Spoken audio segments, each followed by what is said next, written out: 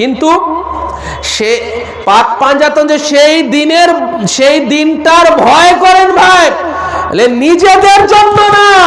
কারণ আল্লাহ পাক এই সূরাতুদ দাহারের পরবর্তী আয়াতে বলে দিয়েছেন যে পাক পাঞ্জাতনের জন্য সেই দিবসের সমস্ত অনিষ্টতা থেকে, সমস্ত ভয়াবহতা থেকে আল্লাহ পাক ওনাদেরকে নিরাপদ করে দিয়েছেন।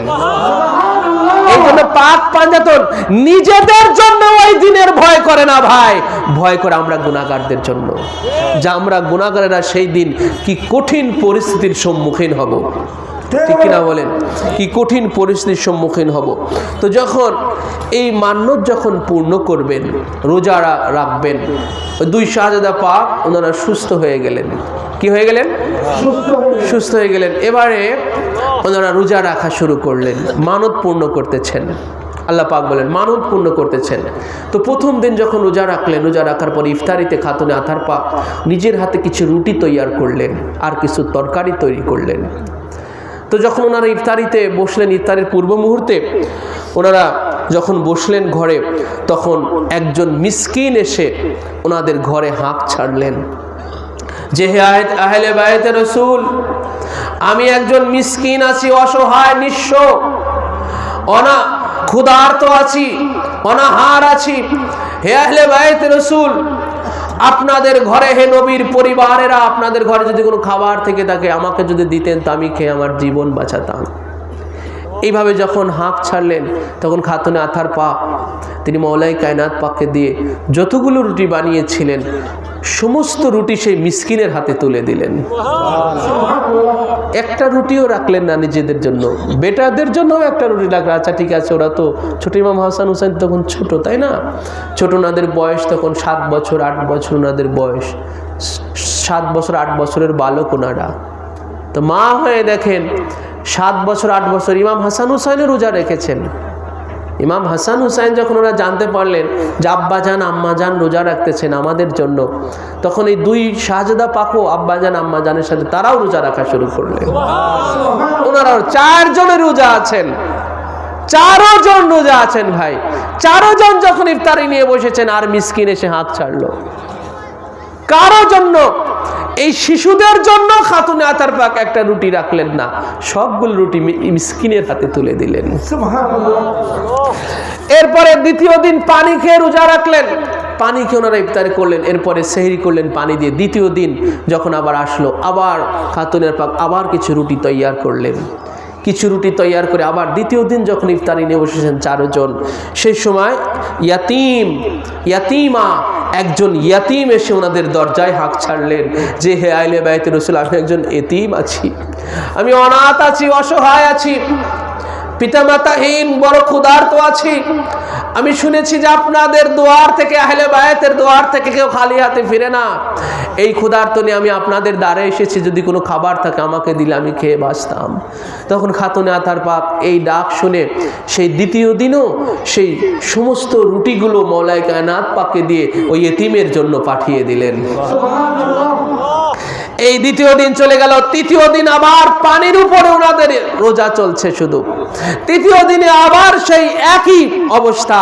তৃতীয় দিন যখন আবার শেষ রোজা, যখন কিছু রুটি তৈয়ার করলেন, 3 দিনের রোজা শুধু পানির উপরে রুটি তৈয়ার করে, আবার যখন ইফতারের মুহূর্ত এসেছে, সেই ইফতারের মুহূর্তে আসলেন আসিরা, মানে এক বন্দি ব্যক্তি, যে বন্দিশালা থেকে মুক্ত হয়ে এক পাহাড় সম এক ক্ষুধার্ত অবস্থা নিয়ে, অনাহার অবস্থা নিয়ে আহলে বায়াতের দরজায় আগে আসছে।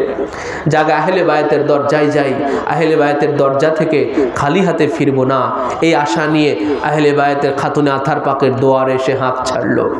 খাতুনে আথার পাক এক বন্দি ব্যক্তি এসেছে, উনি এটা শোনা মাত্র সেই তৃতীয় দিনেও সমস্ত রুটিগুলো বানানো এবং সালনটুকু সেই বন্দি লোকের জন্য খাতুনে আথার পাক উনি দান করে দিয়ে দিলেন। পানি খেয়ে তোনারা ইফতার করলেন।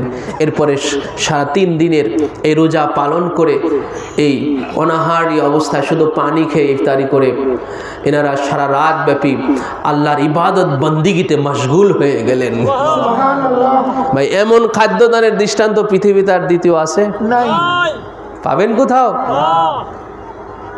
যে 3 দিন পর পর 3 দিন নিজেরা না খেয়ে পুরো তৈরি খাবারটুকু এতিমের হাতে, মিসকিনের হাতে, বন্দীদের হাতে দিতে। পৃথিবীতে এমন দৃষ্টান্ত আর দ্বিতীয় পাবেন কারো দোয়ার থেকে? আমরা যতই মোল্লা মৌলবী হই না কেন, আগে নিজেদের পেট পোড়ার চিন্তা করি, ঠিক না বলেন? নিজেদের পেট পোড়ানোর আমরা আগে চাই। কিন্তু আহলে বায়াত দেখেন এই যে কিভাবে নিজেরা ক্ষুধার্ত থেকে অসহায়দের মুখে কিভাবে খাবার তুলে দিয়েছেন। এমন দৃষ্টান্ত আল্লাহ পাক কিয়ামত পর্যন্ত কোরআন শরীফের মধ্যে দৃষ্টান্তমূলক করে রেখেছেন। সুবহানাল্লাহ। এজন্য আল্লাহ পাক বললেন ওয়ায়ুতিমুনা তাআমা, এনারা খাদ্য দান করেন, খাদ্য খাওয়ান। ইউতিমুনা মানে খাদ্য খাওয়ানো, ইউতিমুনা তাআমা, এনারা খাদ্য খাওয়ান। মৌলা আলী খাদ্য খাওয়ান, খাতুনে তারপর খাদ্য খাওয়ান, ইমামে হাসনাইনে কারিমাইন এনারা খাদ্য খাওয়ান। আলা হুব্বিহি, ইনাদের ওই খাদ্যের প্রয়োজন ছিল, ইনাদেরও খাদ্যের প্রতি মোহাব্বত ছিল, যে ইনাদেরও ক্ষুধা অবস্থা ছিল। তারপরে ইনারা সেই মিসকিন, ইয়াতিম এবং বন্দির হাতে এনারা সেই নিজেদের খাবারগুলো তুলে দিয়ে দিলেন।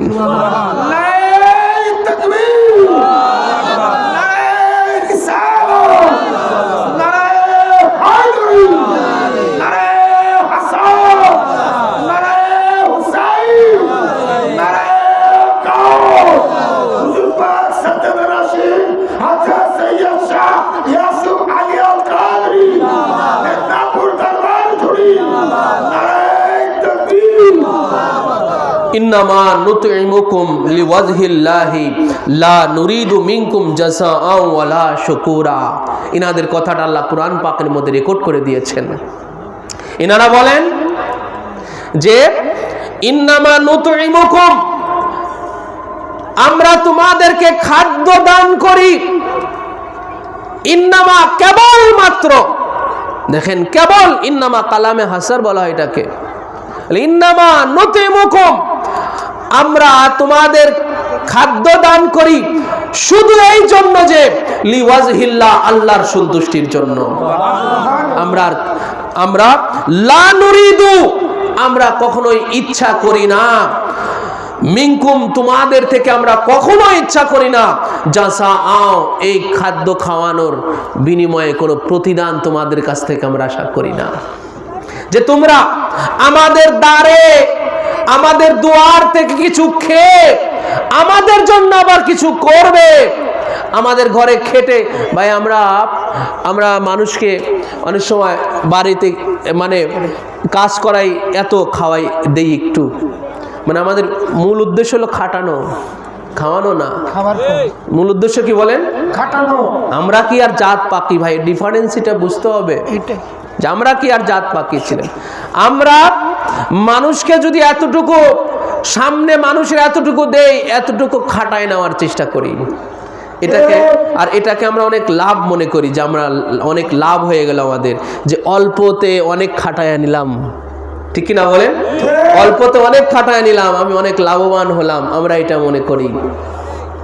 আর আহলে বায়ত রাসূল বলতেছেন, যেটা আল্লাহ পাক ওনাদের কথাটা কুরআন পাকে রেকর্ড করে দিয়েছেন, যে ইন্নামা নুতইমুকুম লিওয়াজহিল্লাহ, আমরা তোমাদেরকে যে খাওয়াই, কেবলমাত্র আমরা তোমাদেরকে খাওয়াই, কেবলমাত্র আমরা তোমাদেরকে খাওয়াই লিওয়াজহিল্লাহ, আল্লাহর সন্তুষ্টির জন্য। আর কোন উদ্দেশ্যে আমরা তোমাদেরকে খাওয়াই। লা নুরিদু মিনকুম জাযাআ, তোমাদের থেকে এর কোনো প্রতিদান আমরা কখনো আশা করি না, কোনো প্রতিদানের থেকে আমরা আশা করি না। ওয়ালা শুকুরা, এবং কোনো কৃতজ্ঞতাও আশা করি না, তোমরা যে আমাদেরকে আমাদের জন্য কৃতজ্ঞতা আদায় করবে, আমরা এটাও কখনো আশা করি না। শুধু আল্লাহ তাআলার সন্তুষ্টির জন্য তোমাদেরকে খাওয়াই, ঠিক কিনা বলেন? এই জন্য যে যখন কেউ ভাই আল্লাহর সন্তুষ্টির জন্য যখন কেউ খাওয়ায়, তখনই তার দ্বারা এটা হতে পারে যে নিজে না খেয়ে অপরকে খাওয়াচ্ছে, নিজে না খেয়ে অপরকে খাওয়াচ্ছে, তখন তার দ্বারা সেই দৃষ্টান্ত হতে পারে। হ্যাঁ, তো মানুষকে খাওয়ানো, আল্লাহর সন্তুষ্টি অর্জনের জন্য মানুষের মুখে অন্ন তুলে দেওয়া, মানুষের সামনে খাবার দেওয়া, ভাই জেনে রাখবেন, এর চেয়ে মহৎ ইবাদত আর নাই, এর চেয়ে মহান ইবাদত আর নাই, জেনে রাখবেন। মানুষের মুখে আল্লাহর সন্তুষ্টির জন্য অন্ন তুলে দেওয়া, এই জন্য হুজুর সায়েন্সে বাগদাদ পাক